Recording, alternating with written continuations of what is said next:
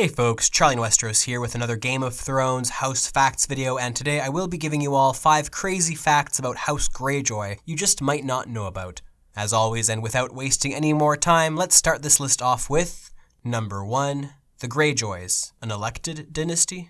During the early days of Westeros, the Iron Islanders of old would traditionally elect their kings. As a result, House Greyjoy is fortunate enough to count itself as one of the 3 most popular houses to produce kings of the Iron Islands.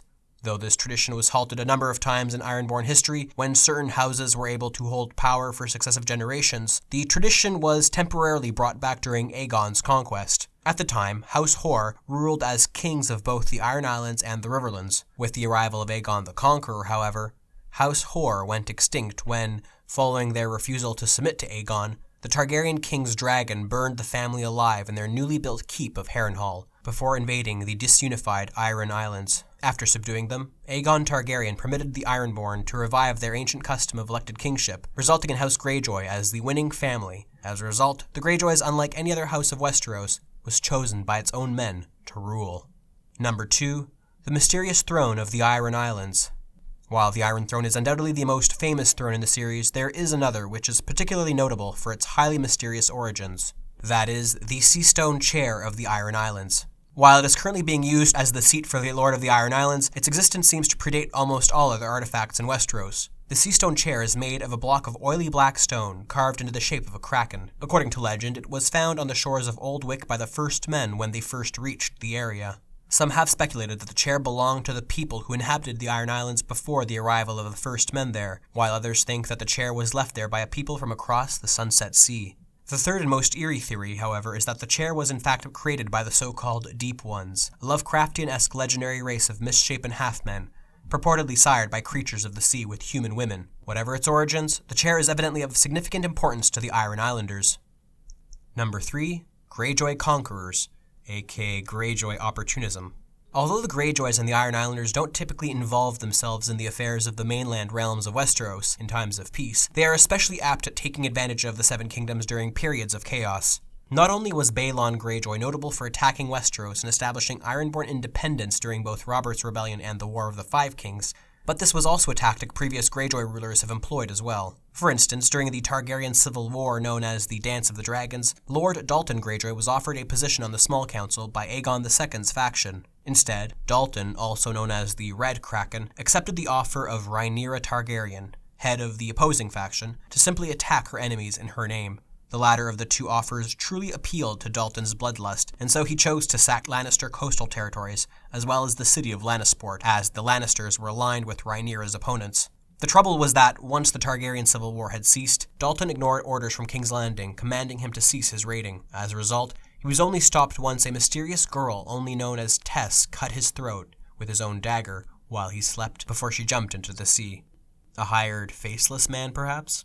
Anyway, history would repeat itself 100 years after Dalton Greyjoy, when Lord Dagon Greyjoy raided much of the same territory as his predecessor, going so far south as the Arbor in the Reach and as far north as, well, the North. It would appear that in this instance, Dagon Greyjoy took advantage of the weakly King Aerys I Targaryen, who was occupied fighting one of the Blackfyre rebellions at the time. Once Dagon died, however, it would seem that the large-scale raiding practices of the Ironborn ceased for yet another 100 years, until the era of Balon Greyjoy.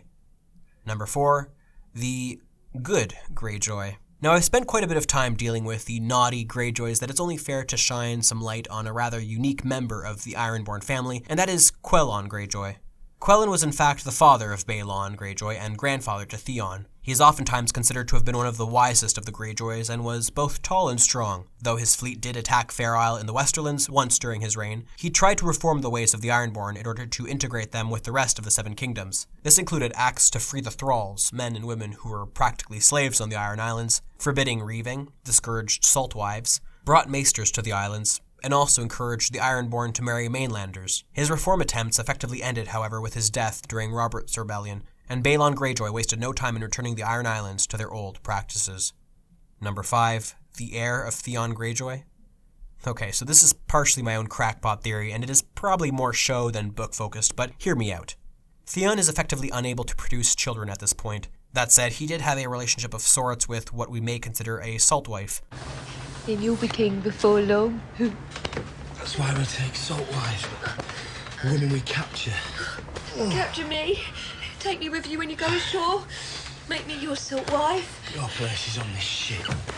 Though Theon seemed to care little for her, the irony is that she just might find herself bearing the future heir to the Iron Islands. If one assumes that Yara, Victarion, and Euron all perish by the end of the series, and Theon becomes the favorite to rule, it could very well be that he'll find himself with an heir after all.